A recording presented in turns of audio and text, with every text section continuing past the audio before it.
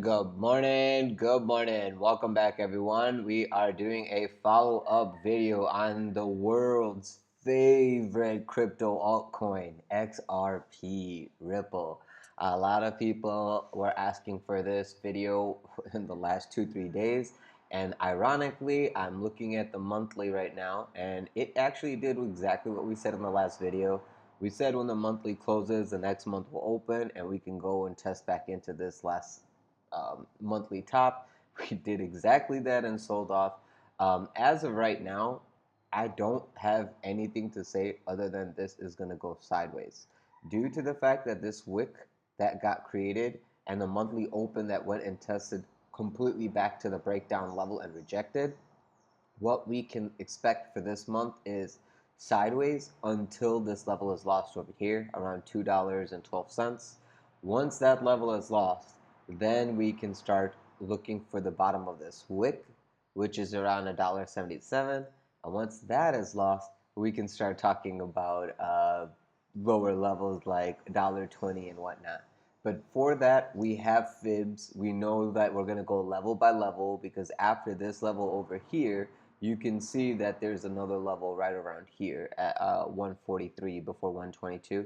So let's let's discuss all of this right now. If you haven't already, guys, please don't forget to sub to the channel, the YouTube channel. Please subscribe. Press the bell button for notifications. Press the thumbs up. Like the video. If you have any questions or concerns, leave it in the comment section below. I'll get back to you in the next video. If you would like to trade with me live, please feel free to join the Discord server. The link to the server is in the description of this video below, alongside all the other affiliate services that I use and recommend that helps the channel grow. So thank you guys so much. And let's get back into it. Here is XRP on the monthly. I'm going to actually go ahead and turn on the doodles. This is what we had from last time. We were looking for some kind of consolidation into this level around 150 to 140. We did not get that yet. We're still dancing around $2.10. Let's go now to a weekly. And in the weekly, you can see we were already looking to set up a head and shoulder right around here. And we look like we actually set up our shoulder, but a little Quasimodo-like right over here. One thing I don't like is when we actually get too deep into the retrace, but this retrace was a lower high. It did not get as high as the last one. So that is good, and it's already bearish engulfing on a weekly time frame. Still, you have 5 days and 4 hours, but the fact that it's bearish engulfing gives you the clue that, hey, downside is pretty much likely after this distribution head and shoulder plays out. Now what I'm going to do is I'm actually going to remove a few of these doodles so that we can clearly see what we are looking at moving forward. I'm going to remove that one. That's the real short right here. That was the professional short because they waited for the liquidity being taken out of the fib and then they distributed calmly and effectively. Here was your next shoulder area, and from there it's all been downside. Okay, I'm gonna remove all this. This is to be like that. Cool. Now you can see we were being bought up right off of this yellow EMA, so it's already right at the red EMA where we expected around 210. This week we need to see us close above 210. If 210 is held and supported, the week after that, next week, we can look for us to go tap back into 278. And if we can get above 278, then all of this is now officially going to be breaking out to the top side, okay? It all depends on if we can hold and defend this level this week. If we can, next week, we will be looking to actually do something like that, okay? In the next 2-3 weeks after this week. This week, if we lose this level, okay, clone that. If we lose this level, come on, boys, there you go. We will be looking for something like this, okay? That's how I am looking for this range to break.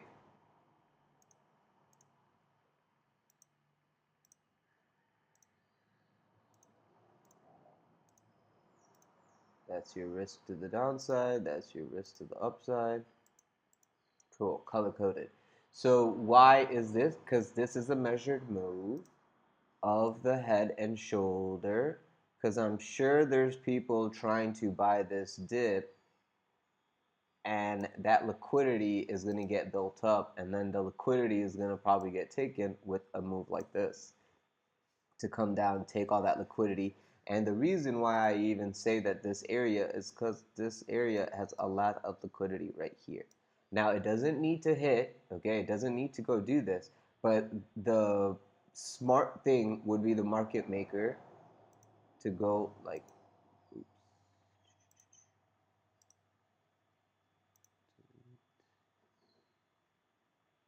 the smart move would be the market maker to go like this. Maybe next week you get a lower dead cat bounce high, and then you just basically trick it down, take out the liquidity completely, and then reverse it back up.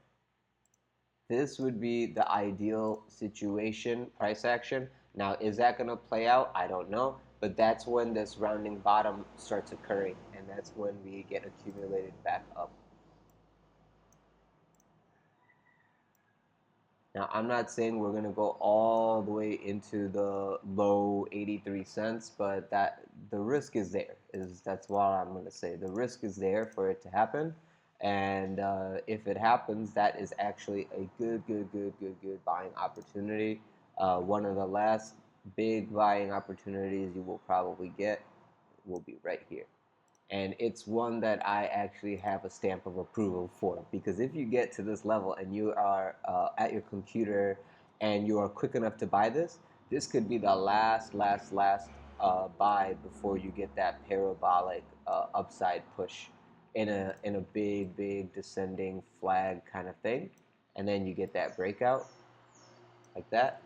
That's kind of like how I can see that happening if everything is perfectly orchestrated, is the way I would say. Excuse me. So this little channel that we have here, we're going to remove this because this is not a professional way to go about that. And we're going to add it like this. And the way I do my channels is you hold shift so it's perfectly straight, and then right there. This area, if it comes into it, I would entertain a lot, because now look, you have horizontal support, you have descending channel, bottom of the channel trend line. I mean, I didn't draw it for you guys, but look, if it was like this and like this, you can see that why we are getting that support right here. Once this breaks, this is where it's going to go. So I can do all of this without doodling and stuff. So I hope you guys are getting better at visually seeing these consolidational patterns and fractals without me having to doodle all the time. But you can see now here, this is the sweet spot. This is a descending channel, which I always color green because I'm looking for a breakout. And then we're looking for this breakdown, which I'm just going to remove, and then accumulation here, and upside push from that level.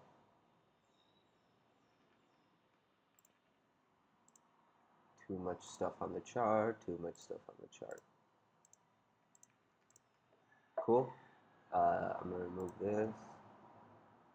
This is where we're looking for an accumulation. I don't even need that. The measured move. I mean, this is as clean and simple as I can possibly make it. I don't know how to give you any more simple. Oops. Sorry about that. That's my alarm to wake up. I got up early today.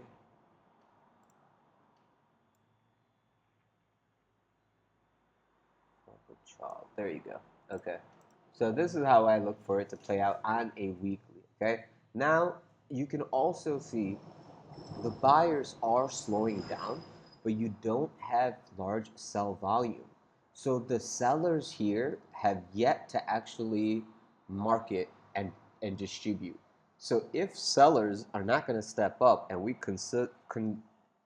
continuously go sideways in a consolidation, well then if the buyers are holding and sellers are not there, we're gonna have to mark it up before the sellers enter. And the next area where I expect the sellers to actually enter is like around here. Why would they enter before that, right? And then if you would like more confluence, you can see the volume profile on this, and there is your point of control right here at like 238. So if you're holding above 238, that's great. Under 238, your next level of volume control is all the way here at $1.60. And that's the top of our channel that we've already illustrated. Okay? So that's something to be aware of, that as these wicks are here, the wicks are being formed because there's someone trying to defend the low, the value area low. The value area high was a great area to short. And what happened? The shorts were maintained in the retail channel trend line. You see, this retail trend line is what helped you know that, hey, this is a shorting opportunity. The bottom was opportunity for you to buy the long if you were patient enough to get those. And that's basically how we're doing this moving forward. So the volume profile is supporting that, hey, we're in a nice range. All this, how do you want to say, NPOs, naked point of controls below, just let it go for now, because uh, without a seller stepping up, we're not coming to get this liquidity because all the people are buying and holding. That's why we're going sideways in this type of consolidation. So, I mean, if we were going to lose $2, it should be happening basically nowish. So here's your daily time frame, right? There's your CME gap day, okay? CME gap, and then complete washout of the entire weekend, whatever. Bearish engulf, and then today's daily close is extremely, extremely, extremely important. But I just want to let you know, this right here is a signal for short, okay? Your yellow EMA has crossed the green EMA. It tried to break back up, failed. So today you will see the market impulsing to the downside, in my opinion, on a daily candle close. Your volume on the sell was just yesterday. Today is the day for the volume to actually grow. Okay, so if you don't have volume actually continuing to the downside, then you need to make sure today's daily close is above 250. If it's not above 250, your bearish divergence will grow. All right, your volume of sell will have higher probability to push to the downside to take the liquidity all the way around here at $1.82. Okay, so that's the main thing today. All right, here we go. Let's just type it out. Today's daily close must be above 247. Oops. Why am I doing this? 247. If close below, then target of 182 becomes live for next 24-hour candle.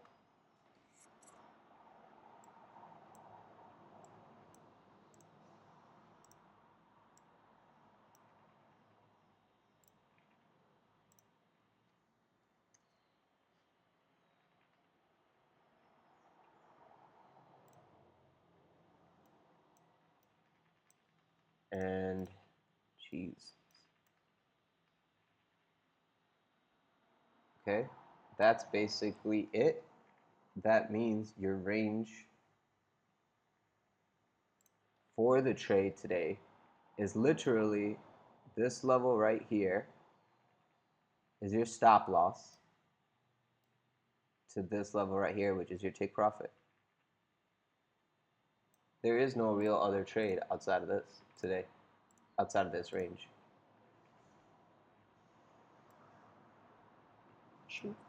Okay, and if you were to properly do this, without doing silly doodles and stuff like me. It should be this. It should be like this.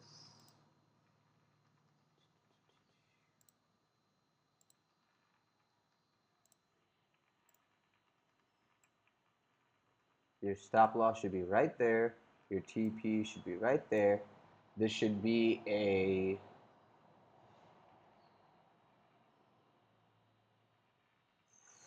4.91 reward. And you could even go a little bit higher. You don't have to go all the way to that. So 4.8, almost 5.0 R&R if you take the short in this manner because of this head and shoulder.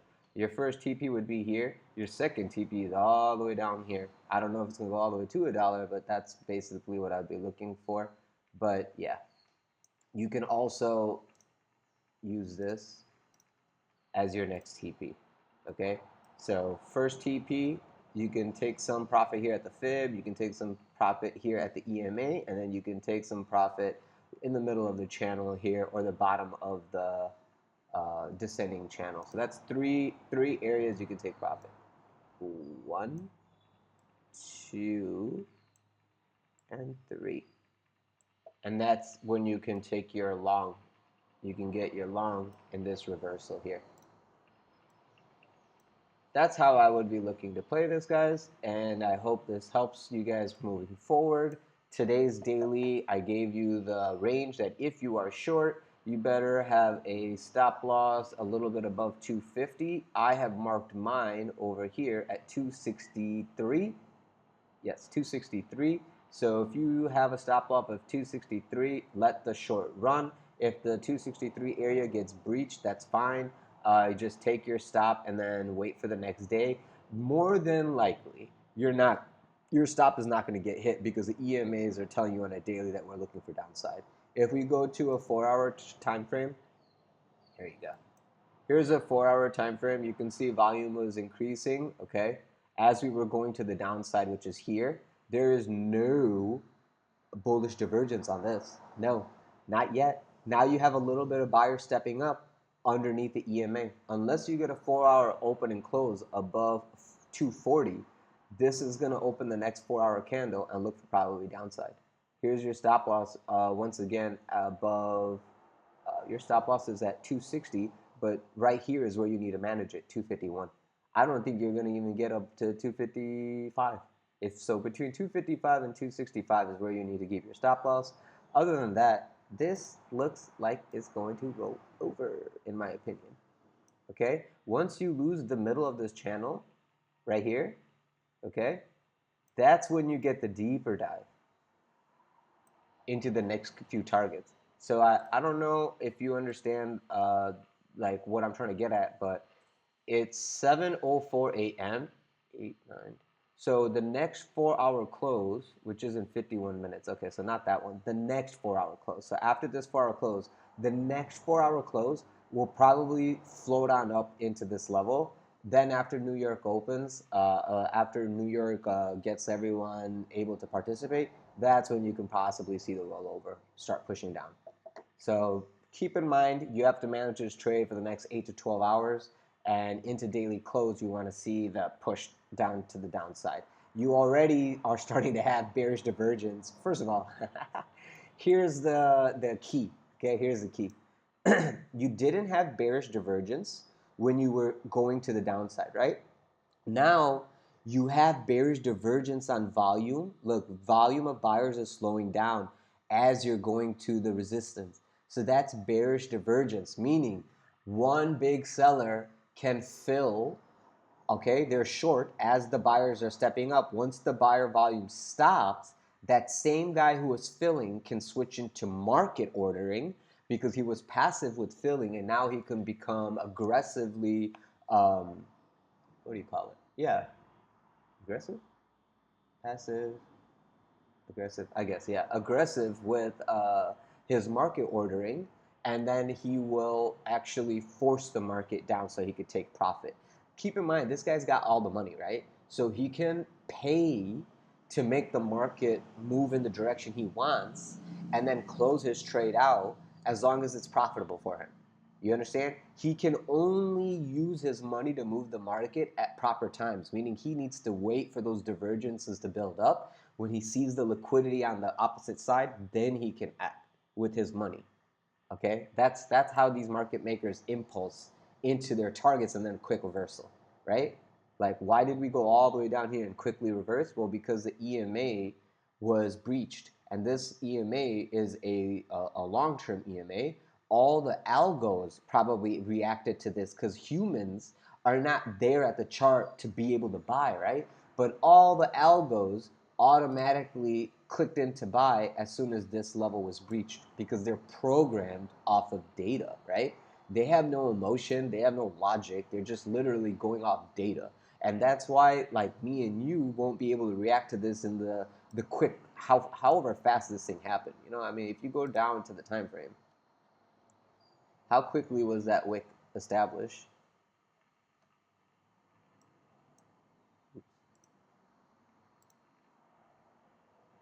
Right here. So this happened in like a 15-minute candle. And I'm only doing this to prove a point.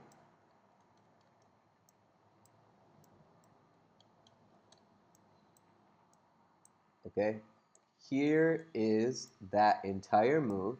This one candle was a 15-minute candle. Okay, let's go to 5-minute now. You suck.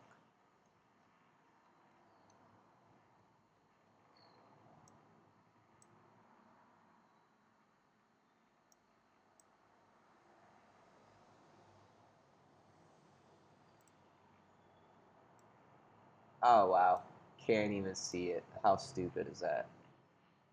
Well, the point of the matter is that this was a 15-minute candle. That 15-minute candle, are you going to be able to be at your computer throughout the whole day and be there at that 15-minute candle to get that? Probably not. Here it is on a 15-minute chart. You can see us actually going right. Oh no. Accidentally moved our profit and okay. So here's a 15-minute candle, 15-minute chart, and look at what's going on over here. You can clearly see this doing a descending wedge. Here's your inverse head and shoulder. Here's your top right here. The resistance is 240, and your target is right here at 245. If you get to 245, you're going to start doing the distribution probably. And that's literally happening in our face right now. You see? So from high time frame to low time frame, how we did that analysis, that's called top-down analysis. I highly recommend you guys learning how to do that so you can understand like consolidation and like, you know, so you can become a better trader that follows the trend as opposed to you just assuming things and whatnot. So here it is. This is what we're looking for. I hope this helps, guys. Please don't forget to like, subscribe, press the bell button for notifications so you get these videos as they drop. Please don't forget to leave a question or a comment in the comment section below to let me know how I'm doing or letting me know what's the next video you would like. If you have any interest in trading with me live, please feel free to join the Discord server. Link to the server is in the description of this video below, alongside all the other affiliate services that I use and recommend that helps the channel grow. So thank you guys so much. Aside from that, guys, I wish you the best with this. The shenanigans that was played over the weekend with that $10,000 CME gap and the $300 ETH CME gap, which got filled, that's literally what I told you in the videos was going to happen. And yeah, so now that the gaps are filled, you can have more confidence of buying long if you still have conviction of upside continuation. Before the gap was filled, if you took it, you basically became food for the market, you completely got decimated. Not a lot of people survive that kind of volatility because as the CME gap opened $10,000 up, all the freaking, you know, the retail traders got FOMO and excited thinking the rally was going to the moon. They all jumped in with top dollar and high leverage and literally gave it back as soon as the market opened. Like all that liquidity that just got sucked up. Keep in mind, guys, what happened? Does anyone even know why it happened or what happened? I can explain it to you if you would understand. Like, the reason why this halt occurred is because it was the options, okay? The options that had all that volume that expired, they had to reopen their contracts for the new quarter. It's that we basically saw, like that volume was basically due to larger players making sure they are hedged. So I hope everyone is safe. I hope everyone survived. Here is Ripple doing its little dance. It looks like it's already putting in its resistance right exactly where we expected.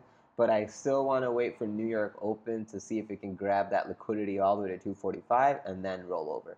If it rolls over here, I'm not going to be shocked. It's going right to the bottom of the consolidational pattern, and then we could go from there. But I just thought this was a fun example for you guys. I do think that this is time for it to reverse, though.